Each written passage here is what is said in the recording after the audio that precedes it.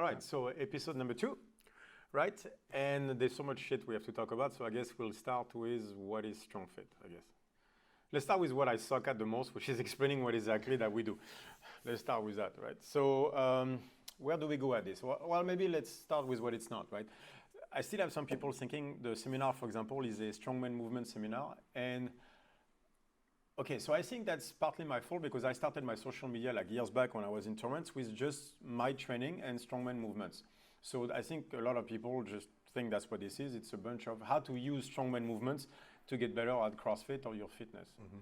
And which is true, by the way, because I do use all those movements, and because they're less skill dependent, I still believe they're the greatest way to get strong. Yeah. And to get a good base, a good structure for your whole training. But then after that, basically, is where the rabbit hole started coming in. And okay, so you tell me, but I still believe it's because the way I look the way I look and the French accent, I'm not entirely being taken seriously when it gets out of the strongman movement. Sometimes I get the feeling, or it's just because what I say is so confusing, it's one or the other, which is very possible too. Sometimes I get the feeling people, I'm like, yeah, just stick with strongman. Yeah, or it's because of those two things, it's just like, well, that seems interesting. But I don't really know what he's saying, so strongman. Yep. But what should I do? Yeah, I got a little bit of that, right? So the idea was, how to explain StrongFit? That's always where I run into trouble. Let me explain the philosophy behind it. Right, so there's something called teleology, which is something that the Greeks talked about. It was Plato and Aristotle. Basically, had the idea that everything in life has intent, right? And then, so it's basically theology in a way is the science of intent, right? The idea of, for example, like a seed has the intent to become a tree one day, right? An oak tree seed has that as an intent is one day it will turn into an oak tree. So whatever it does will be to get there. So you can put barriers in a way. It will go around until it turns into an oak tree. If you put barriers, and here it's not going to turn into an orange tree just because you put stuff. It's still going to be an oak tree. So no matter what you do to it, it's going to be an oak tree. So he has an intent to get there, right? And then after he has to deal with life and whatever the shit happens, which will change his shape. But fundamentally, it needs an oak tree. Even though it's just a seed, it basically in the future will be an oak tree. So that was a very, very important idea, right? Mm-hmm. I think that relates to human beings. But here comes Western science developed by Aristotle, causality, right? And causality led us to determinism, which is Isaac Newton, which says no. Second law of thermodynamics means entropy always increases. You guys don't have to know what entropy is. It's not needed. The idea was we go from order to disorder. That means that if I leave, let's my Lobo pop right there, like this, after a week, it will start to crumble. Let's say after a year, it starts to break down, 10 years, 100 years. Eventually, it will be dust. The dust will be over all the place. We go from an order to disorder state, basically. And that's what really modern physics was based on, is the idea of causality. And which is very true. So he went against, that's why basically he started to say, see, theology cannot be true because if I leave this, nothing happened to me outside of going into a disorderly state. And that is true if I look at one unit like that, but it doesn't work for life. Mm-hmm. If same thing, I leave the room like this, right? And then I wait 10 years, and then I'll start to have, things are going to start falling apart. Start falling apart. But what you'll see also is suddenly you have moth on the ground. Like you start to have some kind of fungus that starts to develop. Mm-hmm. That's going to turn into, then before you know it, you have branches, you have some green starting to develop, and then over time it's going to start to organize itself. And then before you know it, now you have basically, let's say, trees in here. Trees produce fruits, and before you know it, you have flies, you have animals, and before you know it, you have basically like a fully functioning life system. Biosphere that is so. Life has intent. Non-life doesn't, and follows the laws of entropy and the second law of thermodynamics and everything. But life seems to work the other way. Life seems to go toward its intent, which is to organize itself into a better structure thing, right? You see that with what is called the Pareto distribution, the curve bell, the 80-20 rule, right? Where let's take a human society. You take a village, it's 150 Neolithic village, it's 150 people, right? And you wait. It's going to turn into a city that will turn into a kingdom that turns into an empire. And before you know it, you go from a simple, like a seed, into a much bigger entity far more organized, basically the oak tree in that case. Yeah. That's what happened to human society, but it happens to everything. Economics works like that. This Pareto distribution, it's from the Pareto, which is an Italian economist. Everything in life seems to go from basically a less order to a more ordered structure. Right, and so that was a very important idea for me, right? Because it's the idea that us as human beings, therefore, we have intent. So we're not just passively waiting for shit to happen and then the body just reacts to that. It also has an intent to go somewhere. All right, so I was like, how does that intent work? And so that's why looking at that, I was like, okay, so there's only basically one way for the intent to work is through the nervous system, because the nervous system is the gateway to everything. Right? And this is where my biggest break with most of the fitness industry comes from. Is I always think there is an intent to everything that we do. And the nervous system is a gateway, right? Which means you have no way of knowing what is happening inside or outside of yourself without the nervous system. The nervous system links all your organs inside you and go feedback loop with the brain and everything. And it goes the other way for anything that is outside of you as well. Your visual... all your inputs and outputs are filtered through that tool. So the nervous system, right? So the nervous system will decide how you experience things. So perception creates reality, which on a nervous system level is the case. But the key is we have two of them. We have the parasympathetic nervous system and we have the sympathetic nervous system. It's like we have two people in us. It's Mike and John. And you can't do... So, but the problem is we are building everything like with Mike. Okay, but what about John? And so we do go back and forth like that. But no matter what the conversation is, we have pushed the nervous system out of the equation. And then we are stuck with basically one way of doing things, which of course never truly works, right? So the biggest thing for me with StrongFit was to understand intent. How does that apply to us for movement? Because I am still based on movement. That's what I do. I've been in sports my entire life. And so for me, that's the most important thing is there. So at movement, but I'm like, to understand movement, I need to understand the intent of movement. What is it we're trying to do? And again, going back to the nervous system, which side of the nervous system I'm in will change everything all the way up to movement. And that was the key with torque, right? Was to say, look, we have two sides. They work together. Sometimes they work by themselves, sometimes they work together.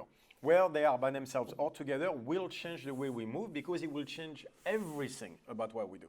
Was that discovery, if you will, or it sounds to me like it was more a matter of just clarification for you? But like I was in Dubai, I remember. So I came with a torque. So again, internal torque first, right? It was like, okay, they were saying there's only external torque. And see, the system is always like that. There's only one way. Yeah. Always. And I'm like, okay, so everything is external torque. So they're telling me pressing is external torque, pulling is external torque, squatting is external torque, deadlift is external torque. I'm like, so there is no internal torque. But then that means you're only going one way. Don't you run out of steam or out of place at some point? It's like this.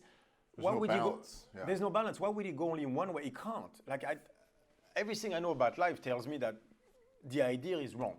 Logically, the idea has to be wrong. So it has to be internal torque. Otherwise, how could you create external torque? Because eventually you're going to run out of place in the joint. I was like, okay. So that's what the internal torque came in. I was like, so I have internal torque and external torque, two different systems. I have two sides of the nervous system. I was like, there's no fucking way this isn't related, right? So I'm in Dubai. I started to draw internal torque with one color, external torque with one. And before you know it, I'm starting to see two different body types. But like, I know those body types. One seems to be more strongman, the other one seems to be more Olympic weightlifter. I was like, okay, so what's the difference between the two? Strongman is always in internal torque. Olympic weightlifters are mostly in external torque. I was like, ooh, that's interesting. I mean, strongmen sometimes are external torque, but basically I started to see patterns emerging there. And I was like, so would it be possible that the nervous system doesn't just influence organs or like, I think it's basically underrated. We look at the nervous system, it's like, yeah, it influences organs to a certain point, but at the end, it does this, and what matters is the brain, right? The brain is the source of the soul. To me, it's a very Christian way, almost religious way of looking at the body. It's like the brain is the soul. That's where emotions are. That's where everything is. And after that, it's just muscle are just reacting. Yeah, muscle is just a piece of flesh that just reacts to things. And the nervous system is what connects your soul, your mind, everything to that. So the nervous system and the body doesn't matter. What matters is your brain.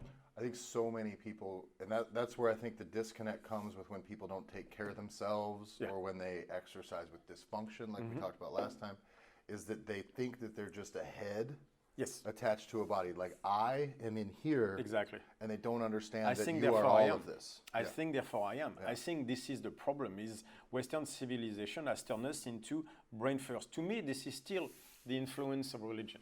This is still the Christian way of looking at, I have a soul and everything else is that dirty, not trash, but that flesh thing that is over there There's something wrong with it. Well, at least, there's something not to be trusted, at least, with it, right? You can see, like, we still don't trust certain pleasures. Food is too good. It's like, oh, it's almost a sexual pleasure. We can't go. I mean, like, you can see that in very religious people right away. Any pleasure in life becomes weird. And I think that has to do with that disconnect. Oh, totally. That's exactly that's what exact. that is. That's what I believe. Because then you no longer can trust yourself with something you enjoy. Because and now what do? You ask others what to do. Yeah. Or what the other side of that is just gluttony, and you know what I mean. Yes, everything. Because your body's not to be trusted. Yeah. Yeah. Like, oh, I have this urge or this thing. Well, that's because you're letting it run you, not understanding that that is a part of you. And the more you deny it, the more you shut off. Of course, the more it's going to run you, because you can never get away from it, because it is not a separate thing. Because when that starts to run away from your control, you are not practicing creating that same. But also, because you don't have the control. You think you do, but you don't. Yeah. Like, people have to understand, this is where evolutionary biology is so important, right? It tells us the nervous system is about 500 million years old. So as humans, we are only 300,000 years old, but the nervous system has been around more or less in the same shape as it is now for about 500 million years. Jordan Peterson talks about the lobster all the time, because the nervous system of a lobster is close enough to ours that Xanax will work on it. Depressants work on lobsters because their nervous system is that close to us. It's serotonin based, same thing as we have, right?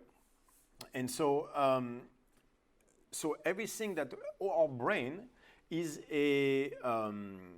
basically comes as an extension of the nervous system.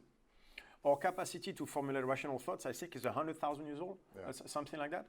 To actually formulate words, not even words, but like rational thought, I think is. Anyway, we're talking a few 100,000 years versus a few 100 million years. So literally, it's 1,000 years old, older.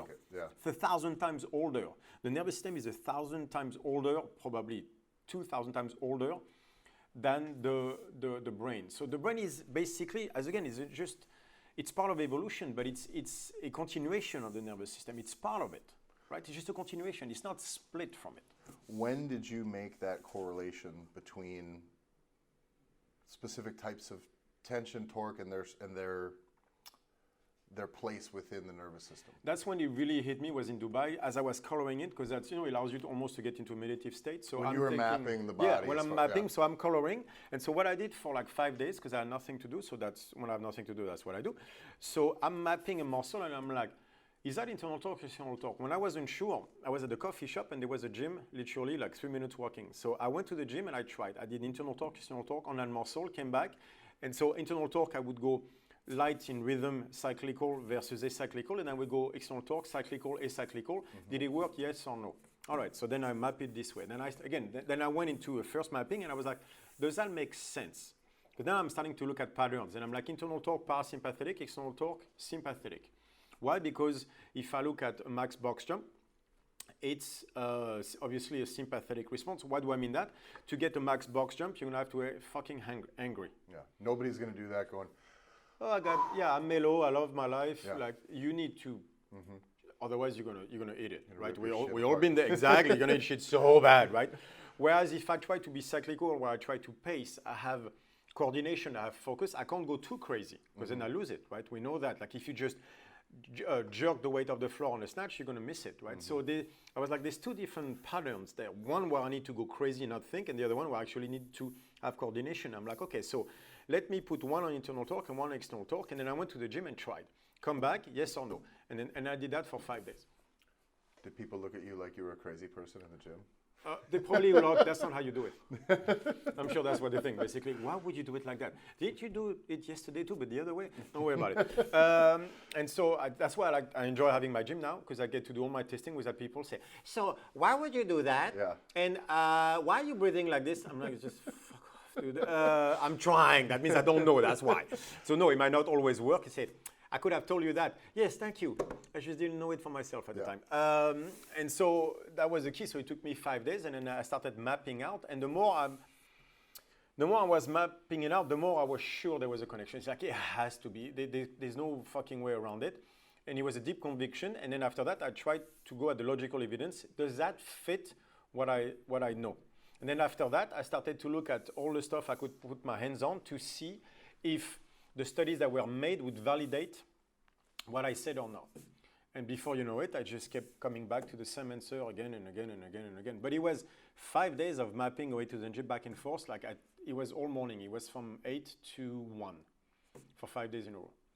When did you make the connection based on like the intent of each tension and its place in the nervous system? I always knew there was intent, but to me it was just almost like a metaphysical idea where I was like, I have to be very careful with this because that sounds like some hippie bullshit, right? So I've been reading philosophy since I'm like, I don't know, 13, 12, probably before that, but there was always certain ideas, but then you go into science fiction. When you start to go into intent, you go like, yeah. So because that's very close to religious now. Yeah. That's the problem too. Science and religion can never meet. That's basically they're binary. You can never, not that they shouldn't, but they can never meet, right? So the second you go toward intent, now people are starting to say, but so either they're saying like, yeah, but that's human bias, is intent, or we're talking religion, right? So that was the problem. So I was very, very careful going there, even for myself, going like, if I do that, I'm going to create a bias contrary to what it is that I'm trying to achieve. Right, and then we're going to go into what an evidence is, so we can go deeper into this. But so there was a problem there for me. I have to be very careful about intent. And then I read, it was like 2 months ago or whatever. I read Schrödinger book. It's called What Is Life? Schrödinger is the guy with a cat, right? So he's the creator of the wave function. The guy with that poor cat. Well, he never died. That's the point. We don't know if he's dead or not. That's the point. We never found. I don't think the cat had an awesome time though. We didn't find, that's the point, we never found out. And so the key he was making was he was go back to causality versus finality, that idea of intent, but he was basically proving it on paper that there is such a thing as intent, like even on a molecular level. Like he was showing us DNA should not behave the way it does at 37 degrees Celsius, right? It seems like life acts as non-life, but just almost at a zero temperature. So there's an entire proof in physics by a guy who was one of the greatest geniuses we've ever had that showed that life seems to have intent. How does that work? No clue, but it's there. It works at a molecular level. The DNA strand is the most structured thing. It's more structured than crystals, which is by far the most structured thing we know outside of non-life, right? Within life, outside of life. And so he was showing that on a genetic level, but even on a molecular level, the intent makes sense. And that brought me back to the Pareto distribution, to stuff I've been working on for so long. And I was like, so there is a way to look at intent without going metaphysical or religious. And that was an extremely important step for me. And that happened only like 2 months ago, because before that, I was extremely careful about going there, because I was like, what does that even mean? Am I being religious now? I was so afraid of the bias that it was introducing in my head that I always kept it at bay. Knowing there was something there, I was like, who the fuck knows? And then reading Schrödinger's book, I was like, oh, so there is a proof. There is. Schrödinger, people have to understand, he created a wave function, which is the single most successful theory we ever put out there. It has never been proven wrong. It basically tells you where electrons, for example, are going to be at a certain time based on probabilities, but that's why we have computers. That's why everything in the 20th century we get because of the wave function that we created in the 20s. So it is one of the greatest geniuses we have. And that book, What Is Life, was the most profound change I had in my life, because suddenly, here it was. The proof was that there is intent. So I was like, all right, then then to me, that was something that it was already there, but then it came in the open because of that. And I was like, all right, then the key is the nervous system. Yeah. It has to be. So I was like, then I started to go deeper and deeper. And the further I went, the more the rabbit holes opened. And that's when I know something is right, is whenever something is right, it seems to open new rabbit holes to get you more of the correct questions. The key in life is not to get the answers. The key in life is to get the right questions. Right? That's Voltaire who said that you should look for people that seek the truth, but beware of the ones that find it. And that's the key, is the right questions at what you're looking for, not the right answers. Trust me. And I think it's important to note too that this, like even in like the micro level, when we're talking about, you know, assigning even a purpose for this muscle or an evolution thing for this, that even that was a process that was gradually refined through trial and error. It's so many, okay, but that's okay. So now, why does it matter that there is intent? Because I believe that the more precise you want to be about something, the better you're going to have to understand that thing. This is what Einstein said, you know, like if you can't explain something simple enough, you don't understand it well enough. What does that mean? That means whenever you have a complication somewhere, that means you don't understand a deeper principle behind it. And that's the most basic thing there is in physics, right? That's why we know, for example, we have a problem with space-time, the way Einstein explained it, just because gravity, so quantum mechanics and gravity don't work, right? So that means it's the deeper principles at play because it's too complicated when you try to make the two. Exactly. So, for example, nutrition. There's 600 diets out there. So we're missing something. There has to be something that relates all of them together. Humans are not that different. Yes, there's differences within every human, but if you look on a genetic level, all of us are 99.99999. So there's got to be something connecting all of us. We're just missing that. And so I was like, okay, so it's based on intent. So in order for me to apply what I know on people the most precise way possible, I'm going to have to refine the principles that I apply. I'm going to have to keep understanding better and better and better why I get there in the first place. That to me is the only way to do this, right? And so to be able to give more people do this movement this way and not that way, I have to tell them why. So yes, most people don't care why, they just want to know which movement to do. But to me, to be able to say this movement and not that movement and to not fuck up, because now I have a responsibility not to fuck up people out there, then I had to be sure about the principles behind it. And that was the key, right? And so now the process was, how do I get there? So then that's where people started to questioning like the whole empirical evidence that I use and everything. I was like, all right. So, but first, let's talk about this. So people think the only form of evidence is empirical evidence. The peer-reviewed study, that's all the pile of data. This started with Aristotle, right? Aristotle created the idea of causality, which means A has to cause B, no matter what state A is in. By that state, it means like no matter where it is, when it is, whatever. If it causes B, exactly. If it causes B, then we have causality. That's the only way you can solve. So that basically started peer review and empirical evidence. And an empirical evidence basically is the base of everything we go. The problem is there's three kinds of evidence, right? You have empirical evidence, but you also have logical evidence and anecdotal evidence, right? Logical evidence is philosophy and mathematics. If you look, whenever you cannot always test for something. For example, we know a lot about black holes. We can't test black holes. We can't get to black holes, and even if we could, we couldn't get close to it for the main reason of what a black hole is. That means the only basically things we know about them comes from logical evidence. Mathematics. It just has to make sense with the tools you have. Exactly, right now. exactly. But yeah, because maybe one day we could, but right now we can't. So that's where mathematics takes us. Mathematics is a leverage we have on the world to understand it better. It's too complex, so we use mathematics to break it down and give us a leverage to be able to lift the world. That's what mathematics is. That's what they say mathematics is a language of God. It's in this, not that God exists, that's another problem, but the idea was that it allows you to take things that we cannot understand, conceptualize, because our brain doesn't work like that, and suddenly have a grasp on them. So mathematics is the greatest leverage we have on the world, right? But it's pure logical evidence. You cannot test it. 2 + 2, yeah. But when you get to advanced mathematics, it's for stuff that cannot be tested. That was the point, right? Isaac Newton came up with gravity and then the laws of movement without being to test most of them, but that's what mathematics is for. On the other side, that's what philosophy was for. Right? It was just not about the existence of life or whatever. The Greeks used it to further their understanding of nature, which was so important. Democritus, for example, theorized. I think that's where my English fails. He made the theory of the atom. That's where the atoms comes from. The name atom is a Greek word, right, for the smallest possible quantity.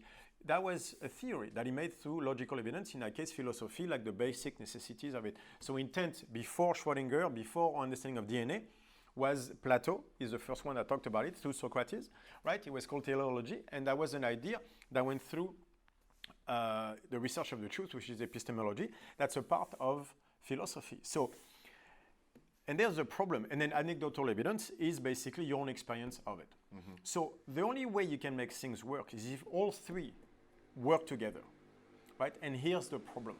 Most of what we do in the fitness industry is based only on empirical evidence. You don't always have, not necessarily, logical evidence, and anecdotal evidence is usually pushed aside as a...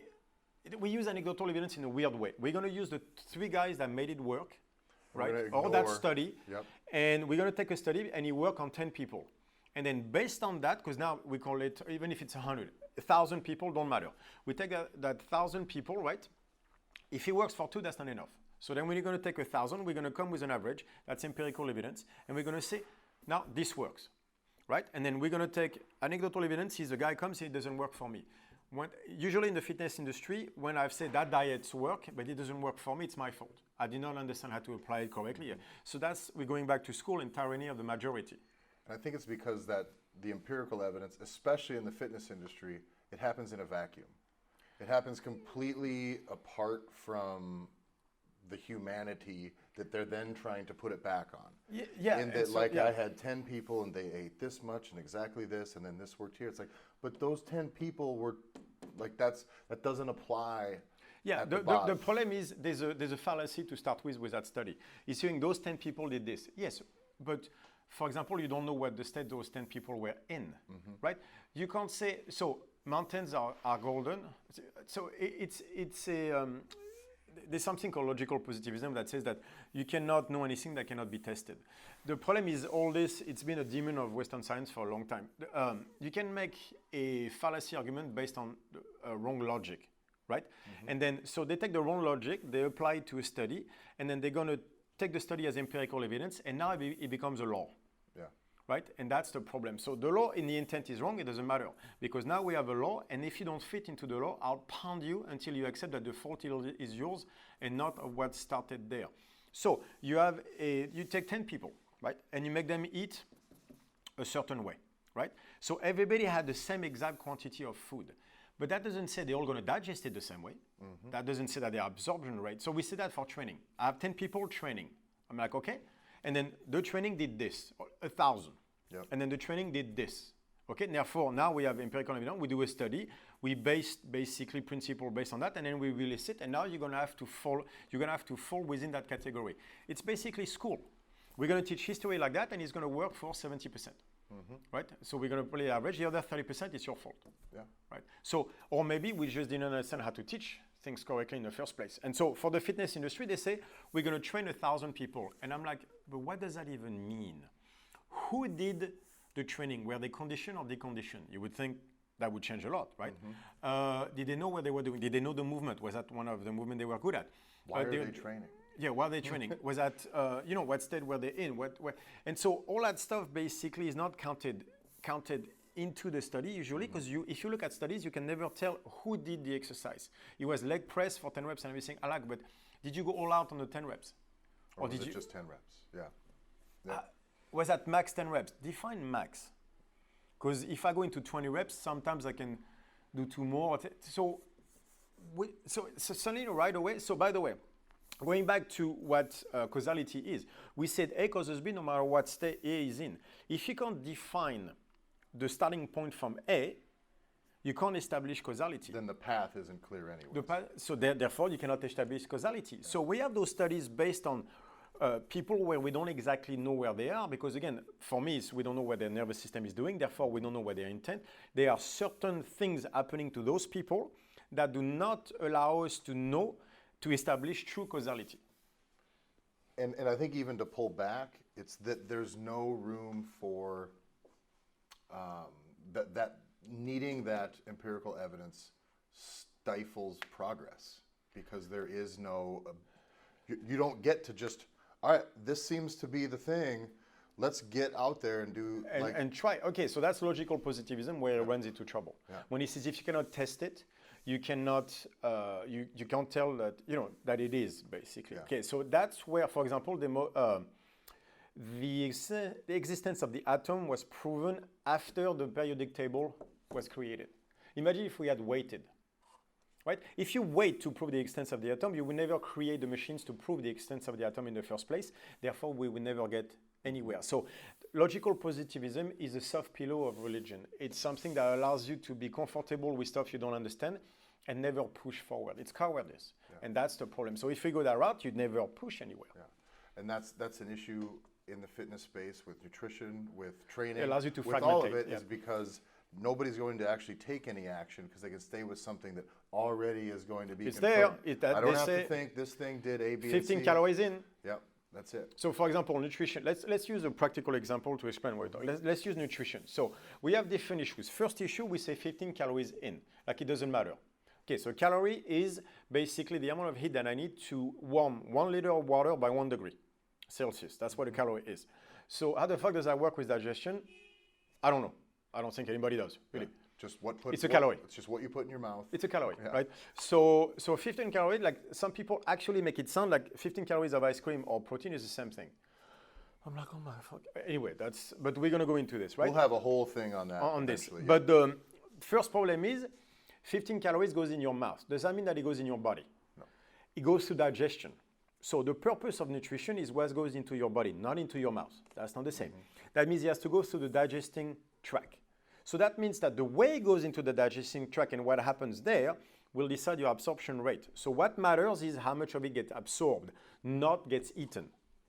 We have to establish that first. So I do a study on 1,000 people. Let's break it down to Mike and John. Mike and John, they all feel fine with how you want to do it. So the way Mike and John will digest the food will change the study. Right? So I give 100 grams to Mike, 100 grams to John. They don't digest it the same way. So that means that it's not 100 grams that get into their bodies, just into their mouths. That means that already, if I cannot define how much of that protein went into Mike and John's body, I cannot establish causality because I don't know where A starts. A is not the food goes in the mouth. A is what food is being into the body, processed, nutrients-wise. And that is all, like we said before, the way that your body, the way that you interact with existence in and out right. is so now we're going through to the filter of the nervous Exactly. So now here comes the real problem. So we know, and that's been established through studies, empirical evidence, as well as logical, that, for example, the sympathetic nervous system, which is what you need when you go into what they call a fight and flight, we'll do an entire podcast on that. Once you go in a sympathetic state, right, your digestion gets diminished, let's put it this way. If not, depending on how much you go into it, it can diminish it to zero. Prioritized differently. Because that usually means, let's say the bear is coming, I don't want the blood flow to go to my stomach to digest, I want it to go to my muscle to run faster. I'm basically going to stop digestion, so I have more energy. So all the energy that is outside of me running away has to be put toward me either fighting the bear or running away from it. Right? So that means all the energy is directed toward that. The digestion system gets shut off. Depending on exactly how far you go means it can be completely shut off. All right. So we know that the sympathetic will change your nutrition. So right away, it changes the state of A, right, for John. All right. So that means that if John is in a sympathetic state, it will not digest the same as Mike that is in a parasympathetic state. Parasympathetic at the extreme is a place where you rest and recover. That's when your digestion is at its most active. So I have, again, sometimes they move together, right? But let's say I'm far to the left on the parasympathetic side, I have my maximum digestion. I'm far to the right on the sympathetic side, I have very little digestion. So Mike and John are going to be given protein. That means Mike is going to digest it very well. John is not going to digest it very well. Let's take Mike and Mike that are, they're actually Mike and John, they are twins. They digest exactly the same way. Mike is in parasympathetic, he's going to digest very well. John, Mike's twin, digesting normally the same way if he were in parasympathetic, but for whatever reason, John is in sympathetic now. He's not going to digest the protein very well. That means that I have given twins the same amount of protein, and yet the amount of protein going in their system is different because Mike and John were not in the same state of the nervous system. So already now I cannot, if I do the study without knowing which state of the nervous system Mike and John are, I cannot establish causality. Right. All right. Yeah. Sounds fairly obvious. But yet I've yet to read a nutrition studies where the state of the nervous system is stated before the food was ingested. Yeah. So we have a problem. Problem number 2. We know that carbs activate the sympathetic nervous system. Carbs are very easily digestible. The higher glycemic they are, the higher it is to digest. If you, for example, start to sip on honey, because it's I think the most glycemic thing out there, with the glucose, it starts to digest in your mouth. It's basically being absorbed within 20 minutes. It's right away. You don't have to digest it. You have to digest it, but it gets digested extremely fast, right? Because in your mouth, the enzymes already break it down. That means that, and we know it drives you toward the sympathetic state. There's a reason for it. We'll make a podcast about that. So that means that if John has honey, he goes into a sympathetic state. If he goes into a sympathetic state, it impedes his digestion. Therefore, he cannot process protein correctly.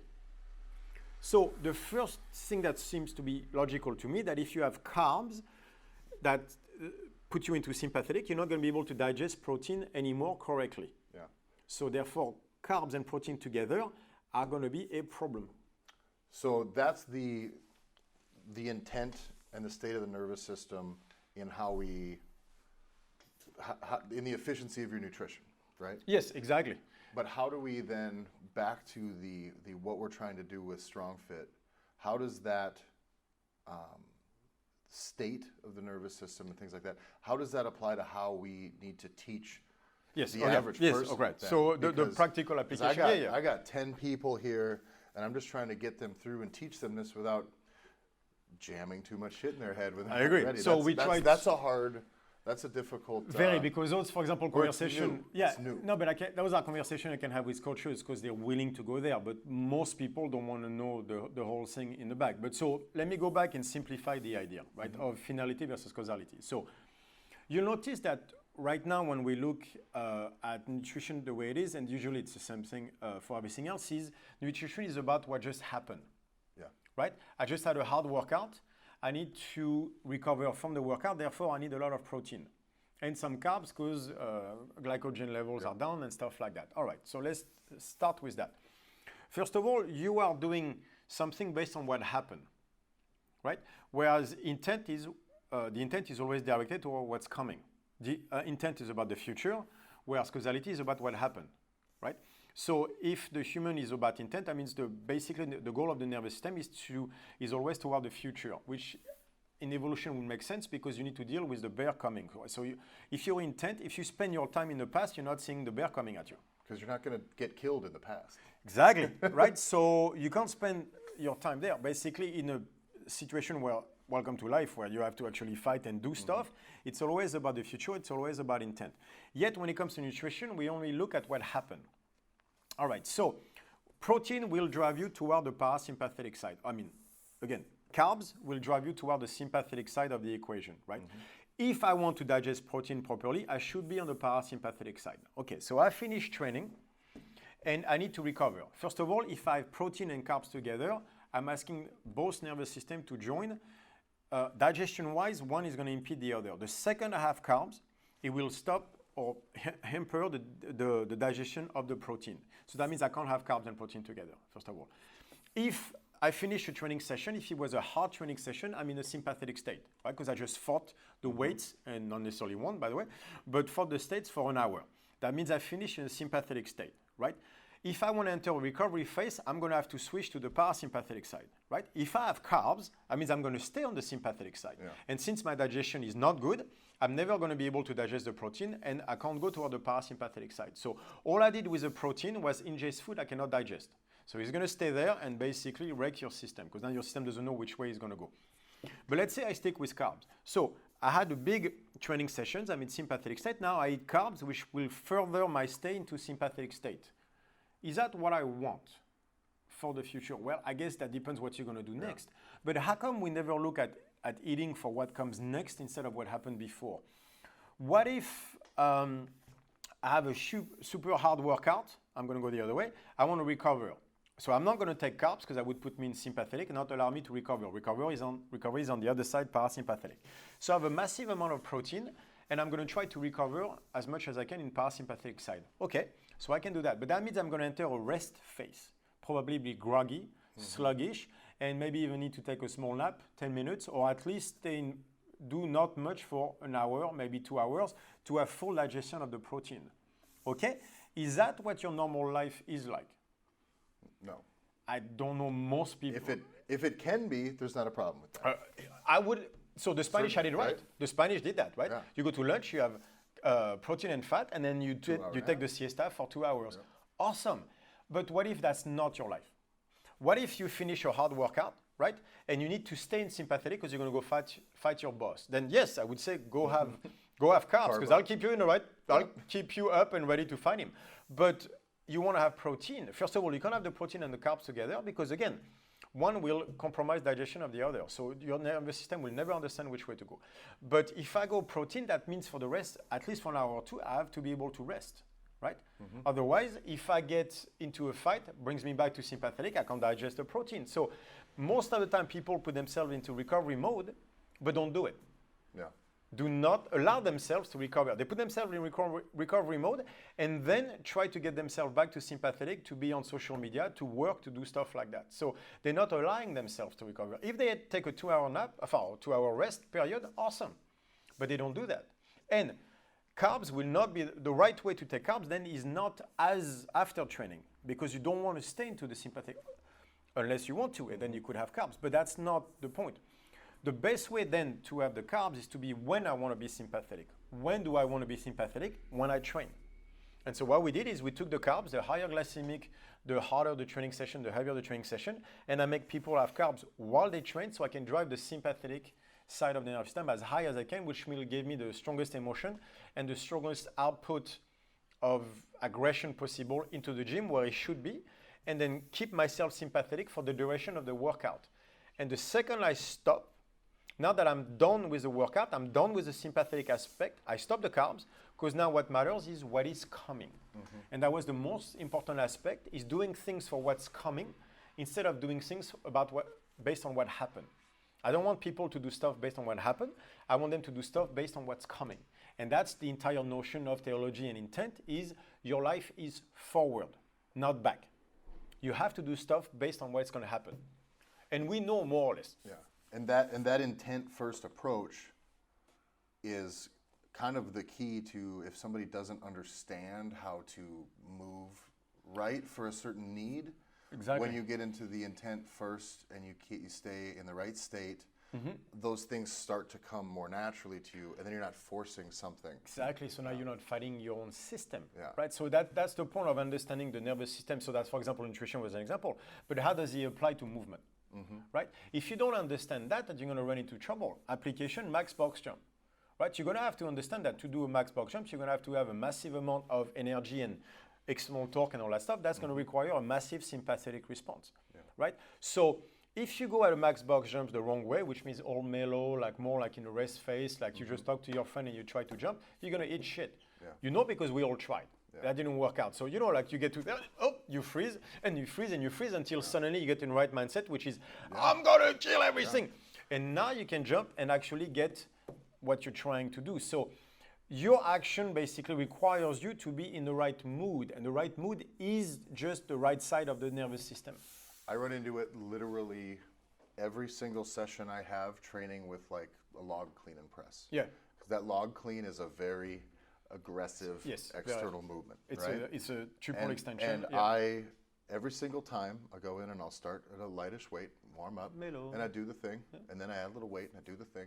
But in every single session, at some point, I'll add a little weight to it, and then I'll lose tightness. I get pinned. It doesn't move, and then I'm like, fuck, because I know that that's so much lighter than what I'm actually capable of, and then.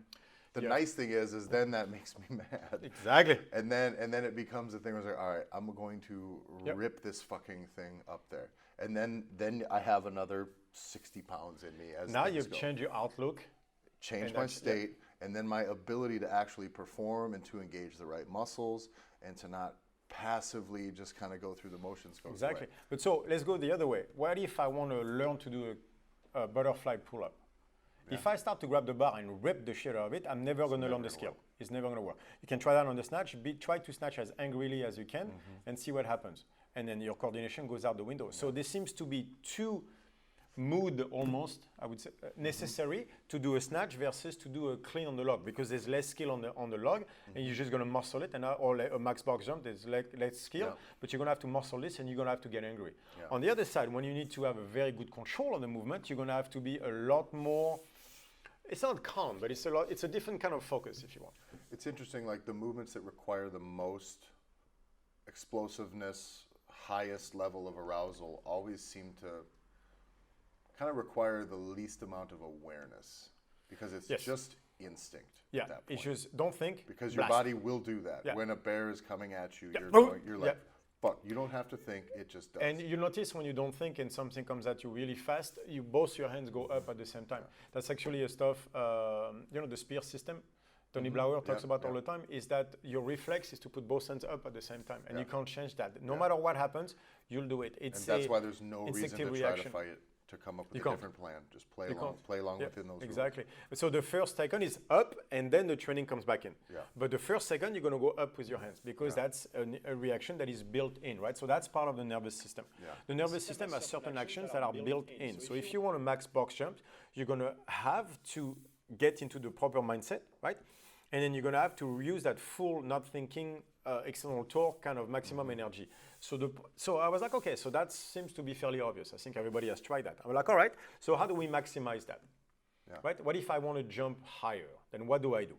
That means that I'm going to have to be angry. Angry is what? Angry is a sympathetic reaction. Yeah. I was like, okay, so I need the sympathetic reaction to be able to jump high enough.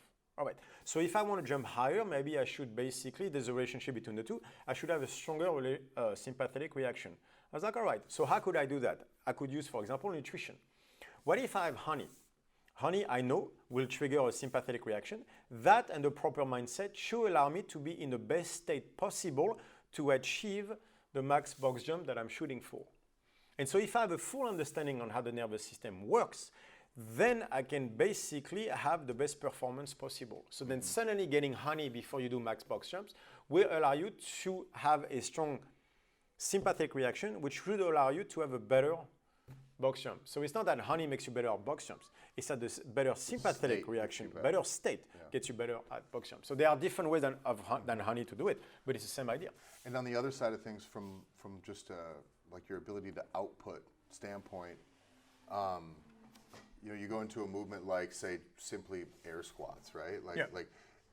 This was a problem I always ran into when I would do CrossFit is everything was hard, so I tend to.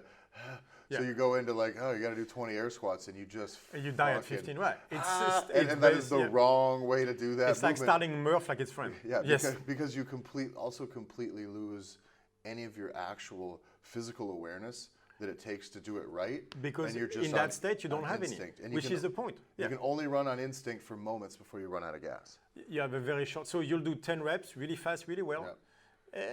And then you're going to die. So right? I tried to insist that it wasn't because I was out of shape.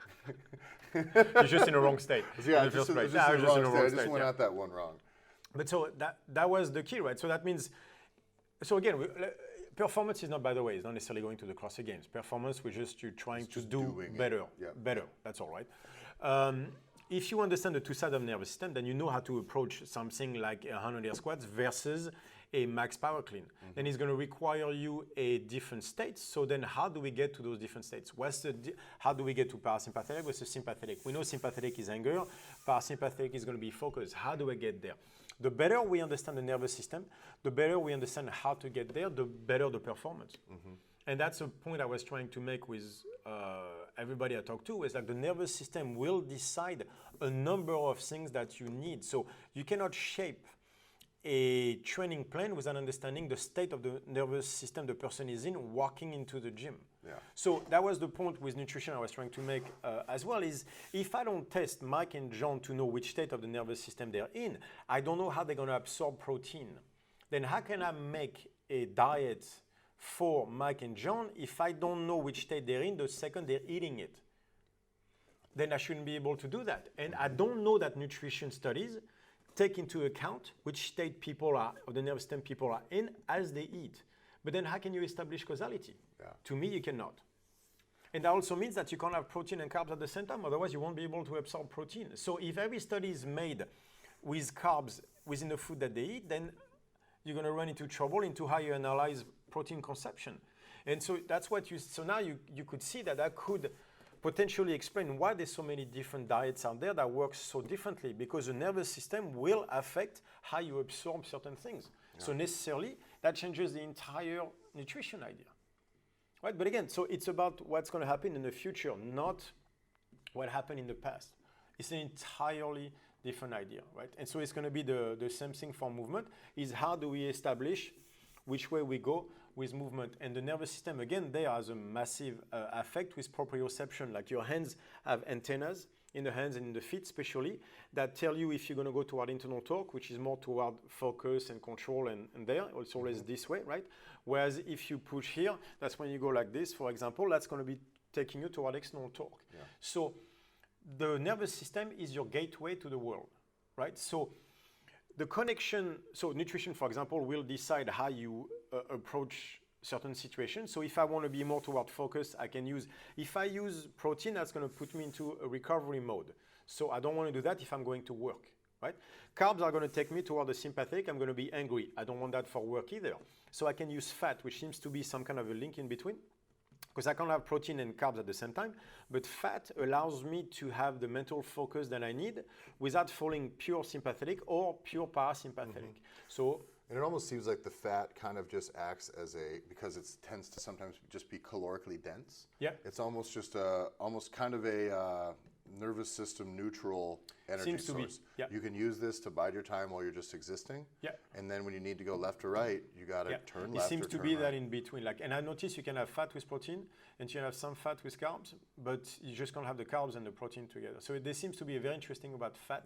It seems to link. That would make sense together. Just because that's they're on the far opposite sides of what we want to do. And the fat seems to link to be able to be used either way. So that's a very interesting thing. And so the idea for me was, if, let's say, so let's take a day, right? I wake up in the morning and then I have to work to do some emails or shit like that. Yeah. Okay. Then I would need fat to get my mental focus going on. Do you notice that's what people say about the keto diet? Is that they love it because mentally they feel sharp and focused all the time, right? So I'm going to do work, then I have fat. Okay, I'm going to jump to the gym for an hour. Okay, then that means now I need anger, I need sympathetic reaction and everything. Even though I can be in a internal torque movement, it's still going to be a sympathetic reaction. There's a different arch we'll talk about one day about this one. But basically, I want a sympathetic reaction. I can have my carbs there, right? And then I'm going to go to lunch. What do I want for lunch? People will say, I just had workout, I need to have my protein. Okay, you can have your protein, but that means that for an hour or two after that, you're going to be in a rest recovery mode. That means no work, no emails, no social media where you get pissed, right? None of that stuff. Is that what your life is like? If that's what your life is like and you can give me 90 minutes of being chill, awesome. Yeah. If you can't, then you're going to have to understand that this is not what you're doing. So we're forcing nutrition based on this is how you're going to eat because you want to force the state. But you can't force the state. Sometimes the bear is coming. You don't get to control life. It doesn't work like that. That is such a weird way of doing it. It's like if you're going to have a work and you have a meeting with your boss that you know is very stressful, if you eat protein, you're going to get there. You have two choices. Either you're going to be there sluggish in recovery mode and being unable to activate, or you're going to have to go higher emotion, stress, sympathetic side, and now you can't digest the protein. And so again, your system is clashing.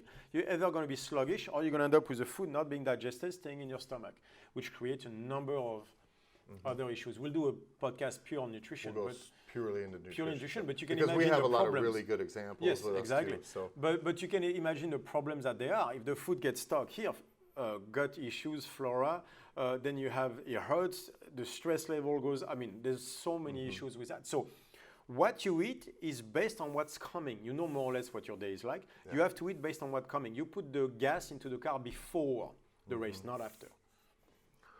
So to almost get to a summary point. Yeah. Yes. We have to do that. We would eventually. God damn it, we go so far. Yes, I know. What we with StrongFit, what we're trying to do with StrongFit is to take that intent first. Exactly. Be the way that we're designed to be. Yes. So it's understanding basically what the human body is designed for. And this isn't to go into religion, but the human body is designed for intent, just like our life has an intent. The better I can understand that intent, right, and I can get people to play around so that they understand for themselves, the better the end product is going to be. And the end product is movement, fitness, not just movement, nutrition, fitness in general. This is what I do. Me, I'm into the fitness realm. We'll do podcasts about all this, I'm sure, at some point. But for me, this is the most important profession there is in the world today. Is fitness, because that's the only place where we're going to reconcile people with their own body, one way or another, and therefore their own mind and their own brain, honestly. So fitness is tremendously important. And I want fitness, so that means movement, nutrition, breathing, all that stuff, to be at its best. To do that, I believe it requires an understanding of intent. That is my entire philosophy. So understanding of intent goes through, again, so first of all, understanding intent, and then after that is application to movement, nutrition, and breathing. The better we understand intent, the better we understand how to apply it to movement, breathing, and nutrition. That means the better we understand the nervous system, the more efficient we will be at the movement, the less injuries you will see, the better the performance, which applies to everybody. So I would need my coaches to understand that, first of all, it's about intent. Intent is being spread, communicated through the nervous system throughout movement, nutrition, breathing. So you got 1, 2, 3, right? If you can understand that 1, 2, 3, you will be able to take any movement and make it far more efficient to do what you want with less injuries resulting from imbalances and the system clashing against each other itself. Which is more efficient, less risky, less injuries, feel better, and exactly. And I think it's a way to once we almost like re-establish that connection to be tuned into your own body, then all of these like lack of self-control and self-destructive patterns and things like that. Because maybe what you're doing would work if you were in the right state. Yeah. So I'm not saying like that stuff is bad. I'm saying you might not be in the right state for that. Let's say you want to do a movement that requires a lot of coordination, but you're super pissed that day. I'm not, and you need to snatch or to do like a super high skill snatch movement. Yeah. I'm not saying the high skill snatch movement is bad. I'm saying you might not be in a proper state to do that movement today. And you're only going to make it worse by going into it. And that's when you get hurt, right? Yeah. Because you know you shouldn't be doing it, but you try. You're so pissed you're going to go for a PR even though you don't have it. Yeah. All right, so maybe you're in the wrong, it's not that the movement is bad. Maybe you're just in the wrong state to do that movement. Right? Today is not the day to do that. But maybe we could use today, because you're so angry, to go toward an external torque stuff, which is less skill, but more pure angry. So either a max clean on the log or a sandbag over the bar where you can just let go of the anger and actually use it. Yeah. Because you're in the right state to use it toward anger. Then let's do that instead of trying to fight the state, which never works. I think it's important too when people get into that is that it still is about just being that way. And a lot of people still tend to turn it into, all right, I'm mad, I'm going to do this thing. But it's almost like they're still taking it out on themselves. Yes, there is a self-hatred and a self-destruction like, all right, thing. I'm like mad, it's so I want to do this thing, and I'm just. But you know what? We're going back. We're going back to school saying it's your fault. Yeah. The program works. If you can't make it work, it's your fault. We're going back to that, which I really don't like. So the point for me is auto-regulation. Again, right? Just we're going back to and be that very intensely because that's where you are. Exactly. Yeah. That's what you have. That's what basically your next hour is you're getting pissed. All right, then let's use it. But you can, like you've been there where, not today, man. Like I'm really not in that mood today. Okay, then why fight it? That's the point. Is why fight it? You are in that state. Whatever happened, you are in that state. Okay, then let's use it. Then just pound honey or try to make like me and take a sandbag and fucking go break the ceiling lights. And it works the other way. You know, I've had training sessions that go both ways. Exactly. I've had training sessions where I just can't find a rhythm and it's just, I need to smash something. And I've had training sessions where I'm just not going to go anywhere intense. But you know what? That day you probably can get an awesome pump.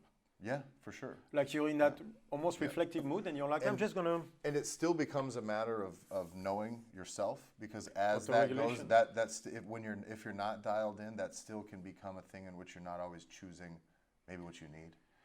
So that's where it's always a thing where you're still always trying to find that connection. Once that's all there, it's a matter of listening to it. So if in a perfect world, that's what StrongFit would be a way to get people to auto-regulate. Yeah. To be fully independent creatures, not stuck in a program because it said 80%, but going like, yes, but today I got 85. Yes, but today I'm going to stay at 70. I'm going to use this nutrition to get me where I want to be because today is that day. I'm going to do this, I'm going to do that. Instead of being slaves to something forced upon you, which is the wrong mindset. Auto-regulation is the only way forward. And that's what I want. So, but it's easy to say, auto-regulation. If you tell people, go feel something, like you're opening the Pandora's box, right? Yeah. So they have to be given the tools to... what they exactly. Feel. Or they're so dialed into not listening to it right now because it's... That's usually what it is. It's like they feel like shit, so they'll shut it off, and before you know it, they don't know if they feel good or not. I don't know how many times we had that. So then I have to make them feel good before they can feel bad about the same stuff, to know what to do and not to do. So it's a horrible thing, because now I'm basically going to put people into a failed situation, so they feel like shit, so they see what not to do. You better have their trust. You better have their trust when you're going to do shit like that, right? Yeah. So it's a very important, to me, it's all about autoregulation, but I want people to be able to be in symbiosis with their own body, which I know it sounds insane to me that I have to say it, but we are not. Why? Because we fundamentally misunderstand the nervous system, or consider it in a very underrated way as just that thing that activates my organs once in a while. No. The nervous system has been there. It's basically the jewel crown of evolution is the nervous system. There's no other way to look at it, right? It's the most precious things we have, and we'll talk about it in the numerous podcasts we're going to do. But it's the thing is the nervous system. We have to stop looking at it like it's like the only thing that matters is the brain, the center of emotion, and then the soul. No, emotions comes from the nervous system as well. This is a sympathetic reaction. That's where strong emotion lives. If you look, when you have strong emotions, you are in a sympathetic state.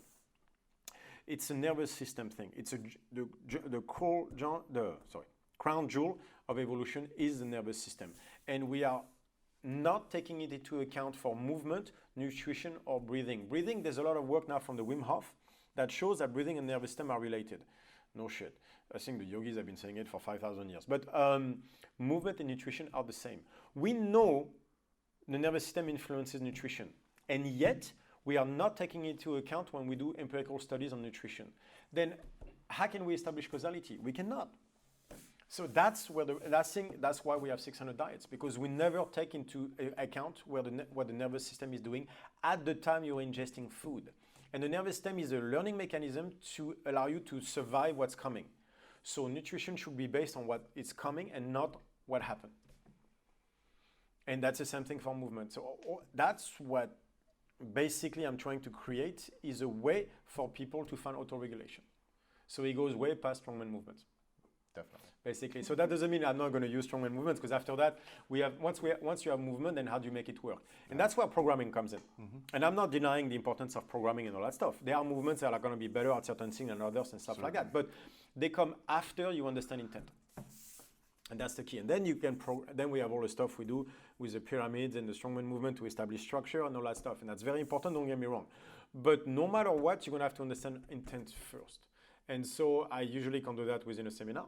So that's why we created the Coaches Week and then the mentoring program, and it takes so long because there is an entire rediscovery of a number of things that have to take place before we can do. But if you understand it, then you can apply it to movement, and movement feels so much better once you understand this. And because there's so many routes, like each of these tangents can go so far.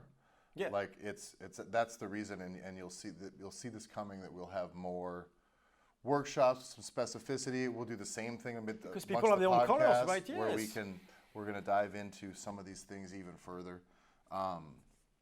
People have their colors. That's the nice thing about this format. And what we're trying to do is we have the general stuff. We'll keep progressing that, and then we can start offering some specificity.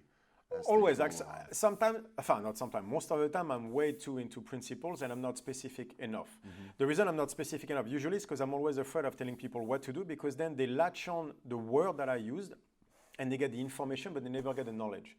Yeah. That's why I'm very careful about being specific, because many times I got burned where I get a little bit specific. People take what I said, don't understand what's behind it, do it like, oh, you said to do 3 sets of 5. No, like, that's not what I said. Yeah, exactly. And then they do it their way because it's more convenient or whatever. For example, if I say honey and max box jumps, people are going to have honey, not get in a sympathetic state, not get angry, stay mellow, and still fail their box jump. Then it's your fault. Exactly. Then it's my fault because I say get honey. Yeah. But the problem is they didn't go into a sympathetic state, which means they didn't get that heart rate up, their anger to the utmost level. They didn't go Super Saiyan and created that angry state that is that sympathetic state necessary to activate the whole body to the best possible way to get the max box jumps. So they're going to think, instead of getting angry, I'm going to have honey. No, that's not what I said. You have to get honey, then get angry, then get a better...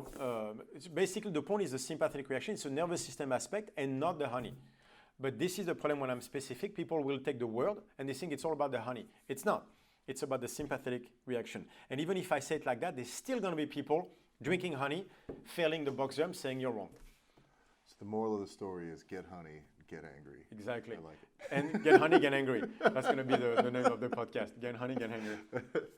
Cool. Well, I think we're about to run out of batteries. So anyway, we don't have anything to tease for the next one yet. We'll drum that up before. That's right. I still don't know what we're going to talk about. We'll figure it out. Awesome. All cool. right. Episode 2. See you guys for the next one. Oh, he's zooming out this time. Oh, he's changing it. I like it. It's like a behind the scenes zoom out. Are you sure you don't want to zoom back in? No, that'll be for number 3.